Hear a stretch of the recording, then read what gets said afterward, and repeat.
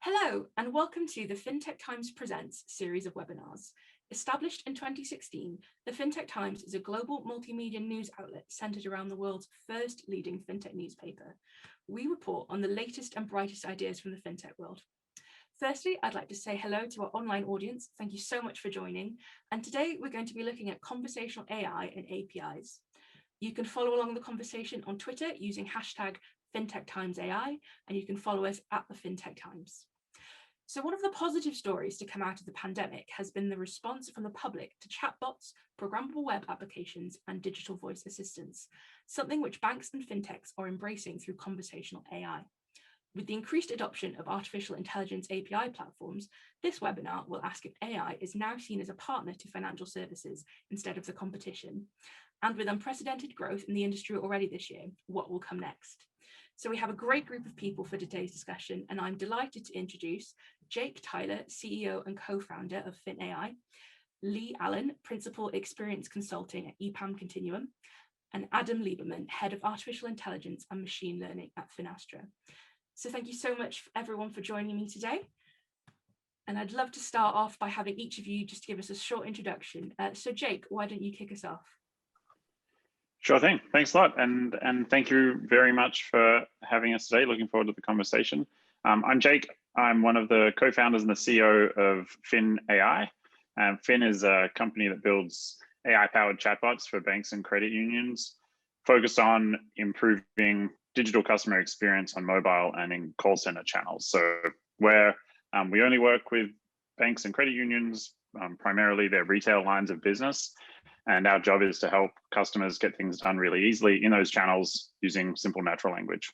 Our customers include some larger institutions, including a number of tier 1 institutions, but our sort of core focus is regional banks, community banks, and credit unions, where we work with a whole host of different banks and credit unions there.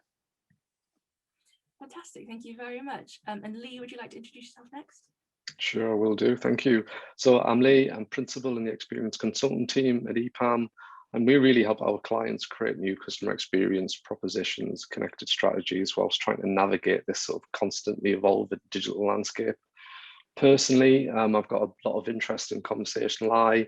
I actually wrote a dissertation on it about 20 years ago when I was at university. So it's always been close to my heart and something I've been watching and monitoring and really seeing how it evolves to the point where we can start to really think about how it can improve experiences, as was just touched on. So great to be here. Fantastic, thank you so much. And then last but not least, Adam, could you introduce yourself? Hey everybody, it's really great to be here. My name is Adam Lieberman. I'm the head of artificial intelligence and machine learning at Finastra. I lead our data science organization to develop and deploy machine learning based solutions across our many different financial lines of business in our deep financial technology portfolio. NLP and conversational AI is a big part of what we do, and I'm really excited to be here with our other panelists and talk about conversational AI. Brilliant, fantastic. Well, thank you so much, all three of you, for joining me. Let's get straight into it because I'm really excited for the conversation that we're going to have today. So firstly, Jake, I'm going to come to you. So could you describe for us what the successes of conversational AI have been over the past 12 months? Yeah, I think we are seeing a really strong adoption, at least from our side, and I think when we look at industry research of chatbots and virtual assistants and conversational AI within banks and credit unions, that's being led by very large banks. And I think one thing that happened over the last year was we saw things like Bank of America's Erica grow 70% roughly in usage to about 19 million users. And we've seen almost every other major bank put a virtual assistant somewhere close to the heart of their digital experience. So that's driving a change in consumer expectations. And we're also getting similar sorts of experiences from non-banks. So that was one big change. The other was we just continue to see, and what COVID did was accelerate this trend, but interactions move from non-digital channels, branch and phone, into digital channels. And for us, one big, very relevant shift is the increase in messaging volume, which happens in digital channels, while phone volume declines relative to overall. So we're seeing those interactions move from the phone into messaging, And for banks and credit unions, their non-digital channels were very disrupted. People couldn't go to the branch.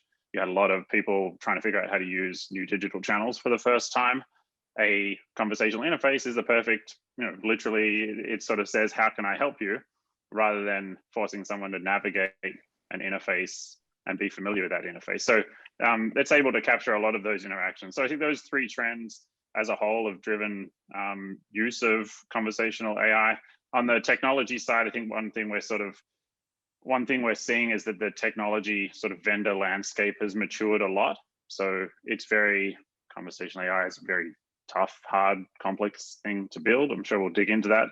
You need a lot of data, you need a lot of well-labeled data. And I think what you're seeing is a vendor ecosystem, including ourselves, emerge where we're able to offer more of a banking chatbot as a SaaS solution rather than a tool that you can use to build a banking chatbot, which is a very complex thing to do. So as we do that, we're able to deliver a better end user experience and more value to banks and credit unions. So I think the two things sort of conflated and happened around about the same time. And as a result, I think we're seeing adoption increase significantly, both at larger institutions and also at regional banks and community banks and credit unions. So it's an exciting time. We're still in the early innings, or we're a baby, or whatever the analogy is for AI at this stage, but it's sort of young and it's effective, but it's still got lots of room to grow. So we're excited about the impact it can have. Yeah, fantastic. And then so just following on from that, Lee, could you explain sort of some of the benefits of conversational AI? I can, absolutely. And I think there's quite a lot. And really, you just have to sort of look across the journey in itself. But I think, the first things that, really come to mind is very much around sort of access. So access anytime, anywhere. So, being able to get answers to queries or even initiate the transaction, whether that's before I've got an account with a financial service provider or when I'm trying to understand more about support or how to do something, you've got access 24/7. So access is really big. Speed is another one. You're not necessarily going to be passed from pillar to post. You're going to get answers straight away. And I think another thing I'd like to add to that really is also inclusion, because it actually starts to create a new way of inputting or interacting that isn't just touching a 2D screen. We can actually start to talk to something that can also start to respond. So I think there's something around sort of inclusion as well, which I think is quite an interesting angle. And then on top of that really is helping to serve that customer across their journey or multiple journeys where they want to be. So I think it's more seamless experiences, or certainly making it easier for people to do things. Yeah, fantastic. And then so Adam, what are the implications for the business and their employees when it comes to sort of implementing conversational AI? Will it reduce staffing measures, things like that? Is that an issue we need to be thinking about? Yeah, I think that's a really great question. And I think, for businesses, right, conversational AI, it can incur costs, but, also reduce them. I really think it depends on the level of severity for the request or the use cases we have at hand. For example, maybe if we have conversational AI deployed in a retail setting, it might allow the business to reduce headcount or shift employees to alternate roles. Some of these savings can offset the deployment costs that it costs to host these conversational models or subscribe to these services. However, maybe if we take the medical field, for example, you might have a conversational model that's deployed, but you're still going to need those human domain experts. You're going to need them available on hand to answer questions. And in this case, you'd be spending your money on some of these resources and deployment costs, but you would also still keep that same head count, just because the medical industry is very serious, and you might want a second domain expert opinion on a request. So I think it's easy, for people to say that conversational AI will come in, take all the employees out, but I hardly see that happening. I really think that some of the models, depending on the use cases and the data that's collected to help answer these questions and converse with the user, we're still going to need some of these humane domain experts in the loop. Yeah.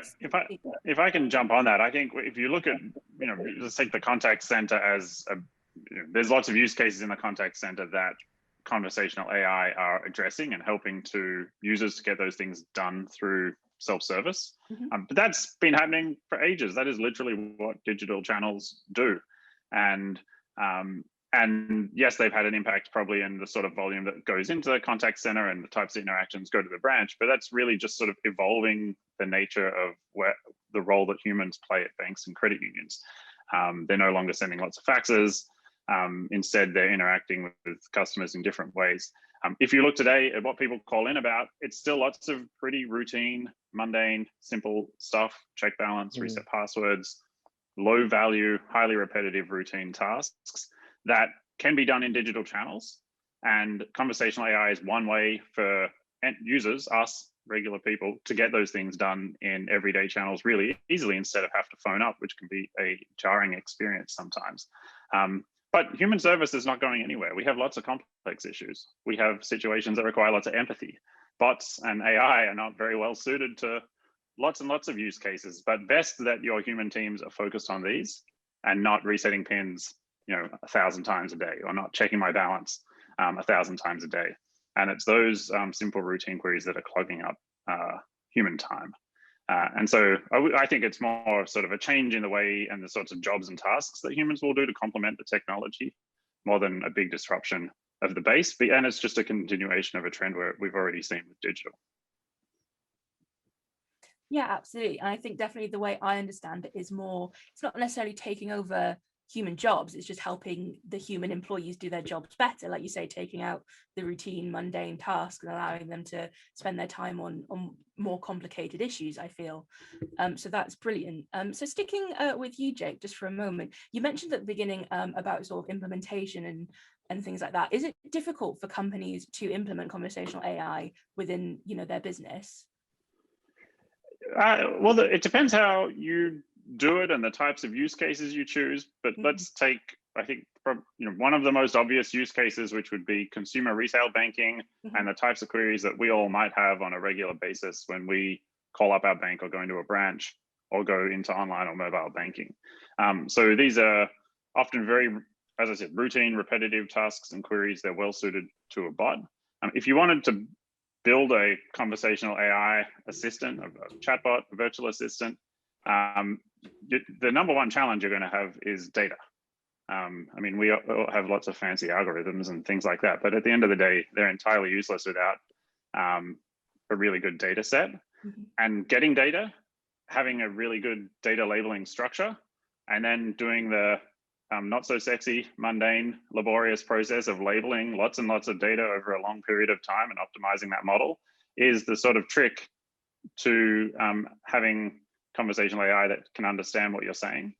And that's a very challenging thing to do. If you want to use a tool like Dialogflow, sort of off-the-shelf tool to build a chatbot like that, you're going to be labeling data for quite a long time and optimizing that model for quite a long time. And you probably need a team of a few very smart people or many very smart people to do that. So us and other folks offer sort of language understanding as a SaaS solution. So we come to the table with lots and lots of data just about banks, about what people ask banks and credit unions. And so that's one way we're able to short circuit the language understanding side.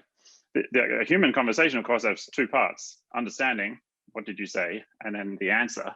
The answer side is where we would say banks and credit unions should focus, working with platforms like Finastra and others, so that if you ask to check your balance, I can actually go and check your balance. Or if you ask to put a hold on your credit card because you think you might have lost it, I can put a hold on your credit card.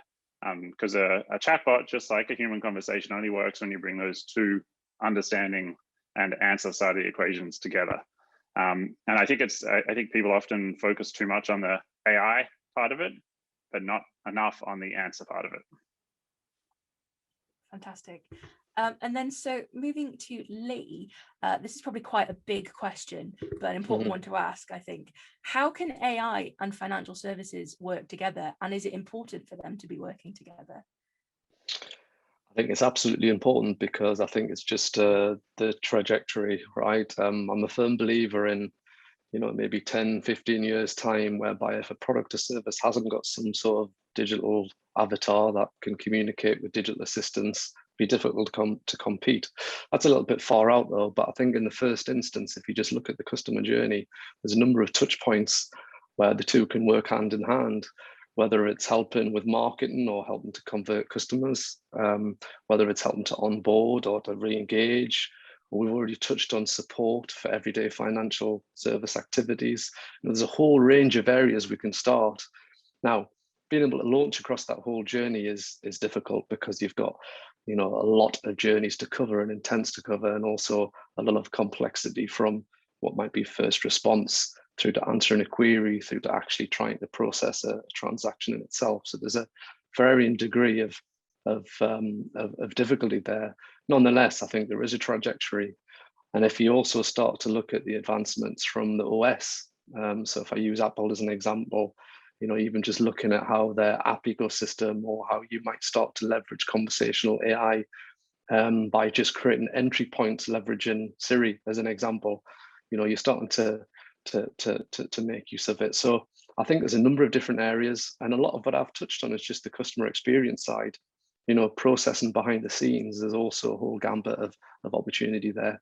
But again, it is difficult. More data is required, and therefore I think you have to look at the right strategies to try and learn how you would evolve. And certainly at EPAM, there's one thing we talk a lot about: first response, so the evolution of contact. And actually just thinking about using that as a mechanism for learning is just understanding what people's query is and then processing or routing to a human pretty quickly, but you're understanding more about what that intent is, and potentially you're learning from that to then focus your investments and move forward. So a number of opportunities, basically. Fantastic. And then so Adam, sort of following on from that question in Lee's answer, how have banks and fintechs adopted mainstream AI APIs over recent months?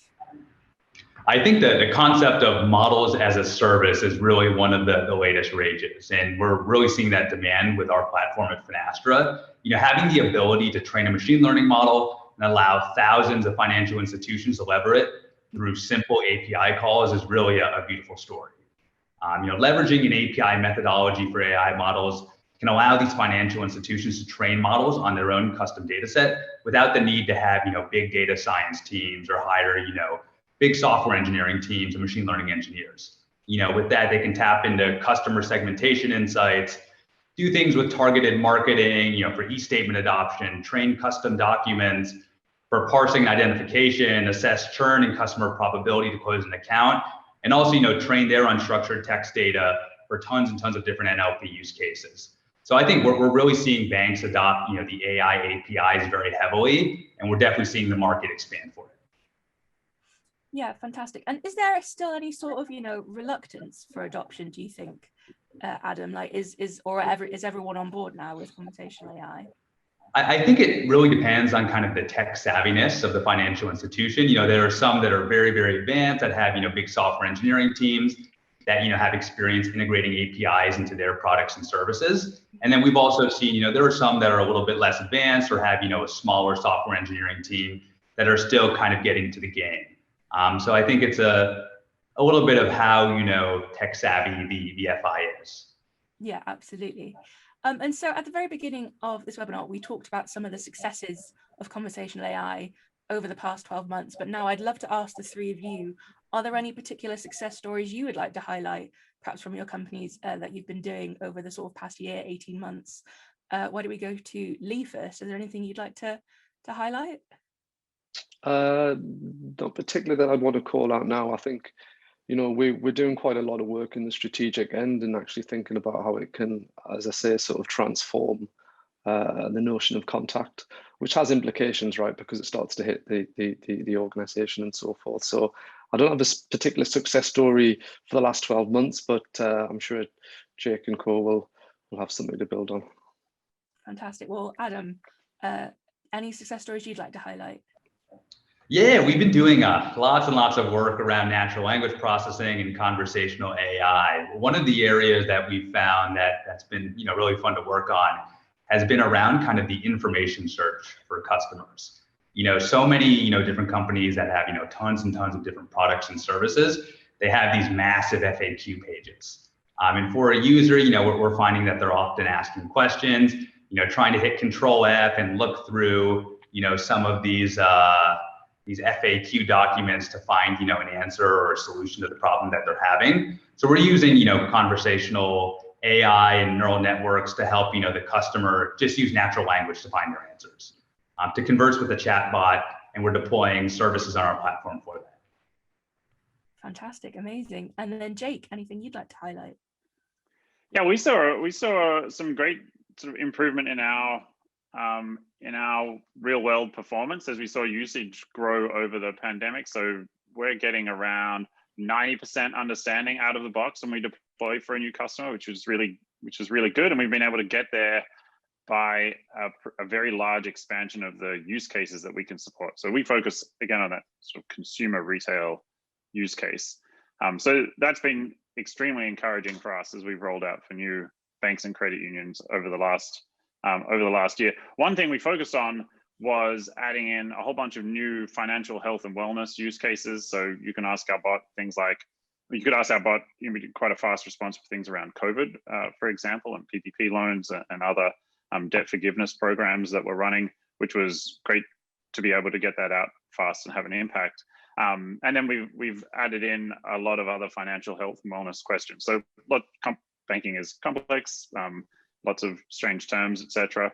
And you can ask our bot things like, how do I plan for retirement? What's a credit score? How can I improve my credit score?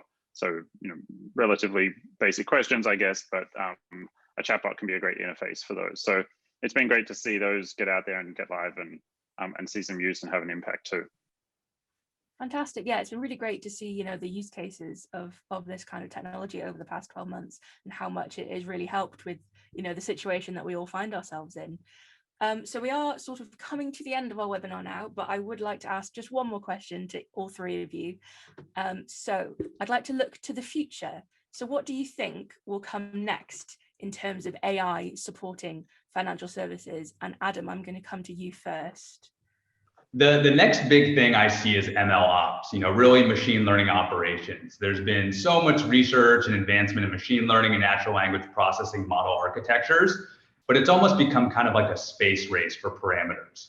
We're seeing models like GPT-3 and Megatron LM, which have hundreds of millions to billions of parameters. And, this is really incredible and it sounds really awesome, but, we forget about the operation side of things.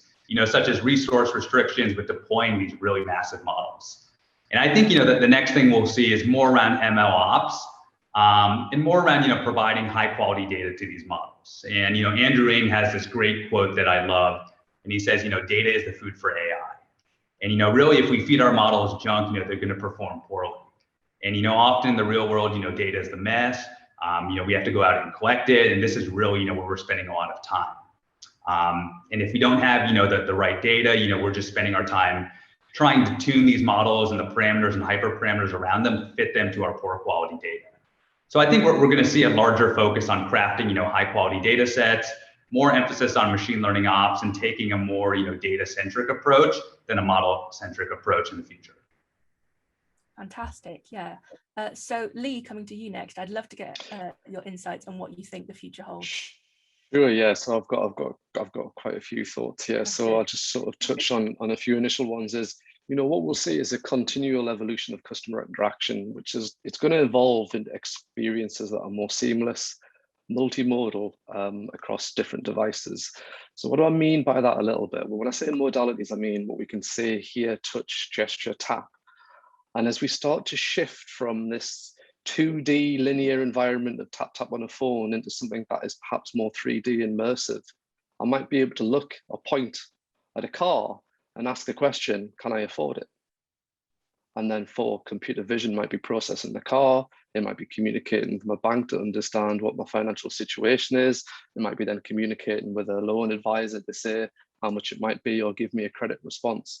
So I think there's quite an interesting blurring of realities as we start to see these technologies come together.